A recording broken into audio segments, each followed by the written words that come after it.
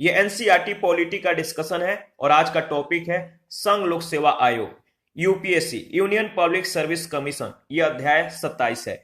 इसके अंतर्गत हम लोग आयोग की संरचना, आयोग की स्वतंत्रता और स्वायत्ता के बारे में चर्चा करेंगे, आयोग के कार्य, आयोग की शक्तियां, संघ लोक सेवा आयोग की भूमिका और आयोग की सीमाएं क्या क्या है, इस पर हम लोग चर्चा करेंगे। आपको ध्यान में रखना है कि वह कौन सा कमीशन था जिसके अनुशंसा पर सर्वप्रथम लोक सेवा आयोग की स्थापना की गई थी। इस कमीशन का नाम याद रखिएगा, इंपॉर्टेंट है। देखिए 1926 में ली कमीशन यानी ली आयोग के अनुशंसा पर सर्वप्रथम लोक सेवा आयोग की स्थापना की गई थी। भारत सरकार अधिनियम 1935 के अंतर्गत संघीय लोक सेवा आयोग का गठन किया गया। इसी अधिनियम के अंतर्गत पहली बार प्रांतीय स्तर पर लोक सेवा आयोगों के गठन का भी प्रावधान किया गया। 26 जनवरी 1950 को नए संविधान के परिवर्तन के साथ ही फेडरल पब्लिक सर्विस कमीशन को अनुच्छेद 315 के अधीन स्वायत्त संस्था यानी ऑटोनोमस बॉडी के रूप में संवैधानिक दर्जा प्रदान किया गया और संघ लोक सेवा आयोग का यानी यूपीएससी का नाम दिया गया। अनुच्छेद 315 से 323 तक आयोग के जो संगठन है, जो आर्टिकल 315 से 323 तक है, इसका जो संबंध है वह है संघ लोक सेवा आयोग से। तो 315 से 323 तक आयोग के संगठन, सदस्यों की नियुक्ति एवं पदमुक्ति, स्वतंत्रता, शक्तियों और कार्यों का वर्णन किया गया है। आयोग की जो संरचना है इसके बारे में चर्चा कर लेते हैं। Structure of commission. संविधान के अनुसार अगर बात करें तो संघ लोक सेवा आयोग का एक अध्यक्ष और अन्य सदस्य होंगे, जिसका निर्धारण राष्ट्रपति के द्वारा यानी प्रेसिडेंट के द्वारा किया जाएगा। याद रखिएगा, लोक सेवा आयोग में एक अध्यक्ष के अतिरिक्त 10 अन्य सदस्य होते हैं। संघ लोक सेवा आयोग के अध्यक्ष और सदस्यों की योग्यताओं का उल्लेख संविधान में नहीं किया गया है, परंतु यह आवश्यक हो जाता है कि संघ लोक सेवा आयोग के आधे सदस्य वही होंगे, कौन होंगे, जिन्हें किसी संघ सरकार या राज्य सरकार के अधीन 10 वर्ष के कार्य करने का अनुभव प्राप्त हो। अध्यक्ष और सदस्यों का कार्यकाल 6 वर्ष या अधिकतम 65 वर्ष की आयु तक, यानी इन दोनों में से जो भी पहले हो वो अपने पद पर बने रह सकते हैं। 6 वर्ष या 65 वर्ष के आयु तक अध्यक्ष और सदस्यों की नियुक्ति राष्ट्रपति के द्वारा की जाती है। राष्ट्रपति आयोग के सदस्यों को उच्चतम न्यायालय के सलाह के बाद ही हटा सकते हैं और हटाने का जो आधार है वो क्या है, अक्षमता व कदाचार। अक्षमता व कदाचार के आधार पर सदस्य को हटाने से पूर्व राष्ट्रपति उच्चतम न्यायालय से जांच करवाता है और जांच रिपोर्ट के अनुशंसा पर राष्ट्रपति के द्वारा हटाया जाता है। याद रखिएगा, संविधान के इस उपबंध के अनुसार उच्चतम न्यायालय के द्वारा इस विषय में दी गई सलाह राष्ट्रपति के लिए बाध्य है। उच्चतम न्यायालय के द्वारा की जाने वाली जांच के दौरान राष्ट्रपति संघ लोक सेवा आयोग के अध्यक्ष व दूसरे सदस्यों को निलंबित कर सकता है। इसके अतिरिक्त अगर बात करें तो यदि उसने कार्यकाल के दौरान किसी अन्य विभाग की सेवा स्वीकार कर ली हो तो भी उसे हटाया जा सकता है। राष्ट्रपति 2 परिस्थितियों में संघ लोक सेवा आयोग के किसी सदस्य को कार्यवाहक अध्यक्ष नियुक्त कर सकता है। ये 2 परिस्थितियां जो है इसको ध्यान में रखिएगा। पहला परिस्थिति है जब अध्यक्ष का पद रिक्त हो या जब अनुपस्थिति या अन्य दूसरे कारणों से अध्यक्ष अपना काम जो है नहीं कर पा रहा हो या कर पाने में सक्षम नहीं हो। कार्यवाहक अध्यक्ष तब तक कार्य करता है जब तक नए अध्यक्ष की नियुक्ति न हो जाए। पद रिक्ति के स्थिति में अथवा अध्यक्ष अपना कार्य करने में सक्षम न हो जाए। आयोग की स्वतंत्रता और स्वायत्ता के बारे में हम लोग चर्चा करेंगे। संविधान में संघ लोक जो संविधान है इसमें संघ लोक सेवा आयोग को निष्पक्ष व स्वतंत्र रूप से कार्य करने के लिए निम्नलिखित उपबंध दिए गए हैं। संघ लोक सेवा आयोग के अध्यक्ष या सदस्यों को राष्ट्रपति संविधान में वर्णित आधारों पर ही हटा सकते हैं, इसलिए उन्हें पदावधि की सुरक्षा प्राप्त है। याद रखिएगा। दूसरा, हालांकि अध्यक्ष या सदस्य की सेवा की शर्तें राष्ट्रपति तय करते हैं, लेकिन नियुक्ति के बाद इनमें अलाभकारी परिवर्तन नहीं किया जा सकता है। संघ लोक सेवा आयोग के अध्यक्ष या सदस्य को वेतन, भत्ते और पेंशन सहित सभी खर्चे भारत के संचित निधि से प्राप्त होते हैं। इन पर संसद में मतदान नहीं होता है। ठीक है, तो इनका जो वेतन, भत्ता या पेंशन जो है किस पर भारित होता है, तो consolidate fund of India, Bharat के संचित निधि पर।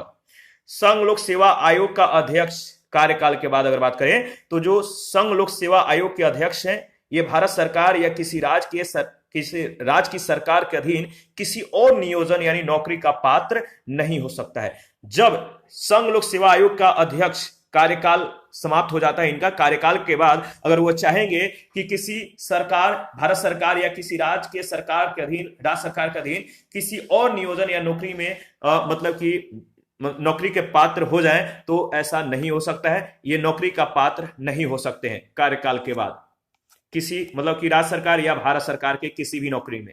संघ लोक सेवा आयोग का सदस्य, यूपीएससी का जो सदस्य है, कार्यकाल के बाद अगर बात करें तो संघ लोक सेवा आयोग का अध्यक्ष या किसी राज्य लोक सेवा आयोग के अध्यक्ष के रूप में नियुक्त होने का पात्र होगा, लेकिन भारत सरकार या किसी राज्य सरकार के अधीन नियोजन का पात्र नहीं होगा।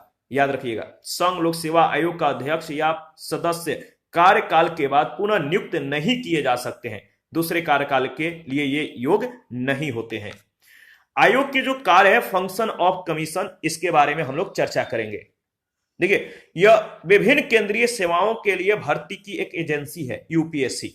संघ लोक सेवा आयोग के द्वारा देखिए, जो संघ लोक सेवा आयोग है, जो यूपीएससी, इसके द्वारा प्रतियोगिता परीक्षाओं का जो है आयोजन किया जाता है। अखिल भारतीय सेवाओं, केंद्रीय सेवाओं व केंद्र प्रशासित क्षेत्रों की लोक सेवाओं में नियुक्ति के लिए परीक्षाओं का जो आयोजन है वो किसके द्वारा की जाती है? यूपीएससी के द्वारा, ठीक है, यूनियन पब्लिक सर्विस कमीशन के द्वारा। यह किसी राज्यपाल के अनुरोध पर राष्ट्रपति के स्वीकृति के उपरांत सभी या किन्हीं मामलों पर राज्यों को सलाह प्रदान करता है।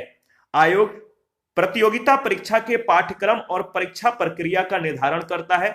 जब दो या दो से अधिक राज्य अपने लिए एक संयुक्त राज्य लोक सेवा आयोग के गठन का अनुरोध करेंगे तो ऐसी स्थिति में संघ लोक सेवा आयोग के द्वारा परीक्षा का आयोजन किया जाता है। इसके बाद सलाहकारी कार्य, जो एडवाइजरी फंक्शंस है, इसके बारे में हम लोग चर्चा करेंगे। संघ लोक सेवा आयोग संघ सरकार की एक सलाहकारी संस्था भी है। जो संघ लोक सेवा आयोग है, संघ सरकार की क्या है? एक सलाहकारी संस्था भी है। सिविल सेवकों के ऊपर कार्यवाही के लिए संघ लोक सेवा आयोग से परामर्श लिया जाता है, परंतु यह परामर्श बाध्यकारी नहीं होता है। ठीक है, संघ लोक सेवा आयोग के परामर्श को न मानने पर सरकार के द्वारा संसद में उसका लिखित कारण बताना आवश्यक है। तो संघ लोक सेवा आयोग के परामर्श को अगर नहीं मानना है तो सरकार के द्वारा संसद में उसका लिखित जो है कारण बताना होता है। केंद्रीय सेवकों व अखिल भारतीय सेवकों की प्रोन्नति के संदर्भ में भी लोक सेवा आयोग से परामर्श लिया जाता है तथा अखिल भारतीय सेवकों की प्रतिनियुक्ति व इनके विरुद्ध अनुशंसनात्मक कार्यवाही के संबंध में भी संघ लोक सेवा आयोग के द्वारा परामर्श लिया जाता है।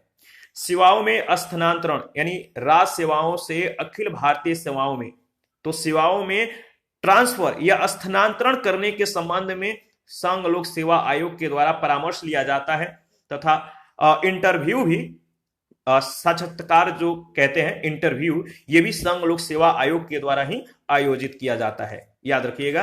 आगे बढ़ते हैं। इसके बाद अगर बात करें तो सेवाओं के पाठ्यक्रम व परीक्षाओं के प्रारूप में परिवर्तन की अनुशंसा संघ लोक सेवा आयोग के द्वारा कार्मिक मंत्रालय, मिनिस्ट्री ऑफ पर्सनल अफेयर को जो है दी जाती है। तो याद रखिए, कार्मिक मंत्रालय को दी जाती है और कार्मिक मंत्रालय के द्वारा संघ लोक सेवा आयोग के परामर्श से ही सेवाओं के कैलेंडर का निर्धारण किया जाता है। तो इसके बाद पावर ऑफ कमीशन यानी आयोग की जो शक्तियां हैं, इसके बारे में चर्चा कर लेते हैं। संघ लोक सेवा आयोग सिविल न्यायालय की शक्तियां धारण करता है। जो यूपीएससी है, इसके पास किस प्रकार की पावर है? सिविल न्यायालय की शक्तियां ये धारण करता है और देश के किसी भी नागरिक को समन जारी कर सकता है और वह किसी भी विभाग की रिपोर्ट भी मंगवा सकता है। संघ लोक सेवा आयोग की भूमिका क्या है? रोल ऑफ यूपीएससी, इसके बारे में चर्चा कर लेते हैं। संघ लोक सेवा आयोग एक सलाहकारी संस्था है। संघ लोक सेवा आयोग भारत में सिविल सेवाओं की भर्ती की एक संस्था है। संघ लोक सेवा आयोग की सर्वाधिक महत्वपूर्ण भूमिका निष्पक्ष और तटस्थ रूप से सेवाओं के लिए भर्ती करने में है। एक लोकतांत्रिक देश में सरकारी सेवाओं में तटस्थ और निष्पक्ष नियुक्ति अत्यधिक महत्वपूर्ण होता है ताकि सरकार में बैठे लोग सरकारी सेवाओं पर नियंत्रण न कर सके। आयोग की जो सीमाएं हैं, इसके बारे में भी हम लोग चर्चा करेंगे।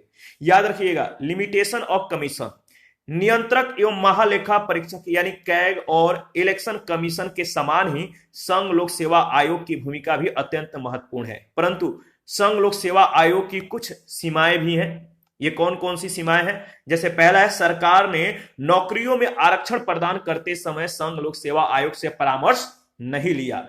और ग्रुप सी डी की सेवाओं की भर्ती संघ लोक सेवा आयोग के द्वारा नहीं की जाती है। अनेक सार्वजनिक संस्थानों जैसे इसरो, डीआरडीओ व केंद्रीय विश्वविद्यालय आदि से संबंधित नियुक्तियां संघ लोक सेवा आयोग नहीं करता है। राष्ट्रपति संघ लोक सेवा आयोग के अधिकार क्षेत्र में शामिल किसी पद, सेवा व विषय को परिवर्तित कर सकता है। संविधान के अनुसार अगर बात करें तो राष्ट्रपति अखिल भारतीय सेवा, केंद्रीय सेवा और पद के संबंध में नियम बना सकता है, जिसके लिए संघ लोक सेवा आयोग से परामर्श की आवश्यकता नहीं है। परंतु इस तरह के नियम को राष्ट्रपति को कम से कम 14 दिनों तक के लिए संसद के सदन में रखना होगा और संसद इसे संशोधित या निरस्त भी कर सकती है। तो इस तरह से हमारा आज का जो सेशन है वो समाप्त होता है। यूपीएससी के बारे में हम लोगों ने अच्छे से चर्चा किया है। अगर